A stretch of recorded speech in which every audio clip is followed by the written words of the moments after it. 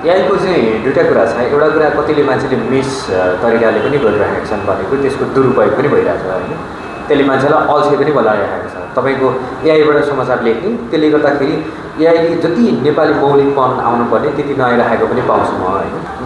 अब एआई हामीले एकदमै जेन्युन कुरामा युज गर्नुपर्छ ताकि मान्छेलाई इन्फर्मेसन दिनको लागि त्यसले सपोर्ट गरोस् होइन।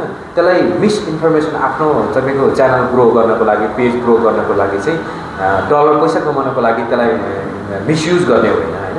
एकदमै। अनि अर्को कुरा फ्याक्ट चेक चाहिँ गर्न आवश्यक छ। कतिपय चाहिँ अहिले कस्तो कस्तो एआईहरू आएको छ भने तपाईँले सब्सक्रिप्सन लिनुभयो भने चाहिँ त्यो एआईहरू के रियल हो भन्ने छुट्याउन गाह्रो पर्छ र मान्छेले त्यो नर्मल मान्छेले हेर्दाखेरि चाहिँ एआई जेनेरेट हो कि तपाईँलाई चाहिँ साँच्चैकै इमेज हो, फोटो हो, भिडियो भन्ने चाहिँ छुट्याउन गाह्रो पर्छ। त्यो हुनसक्छ।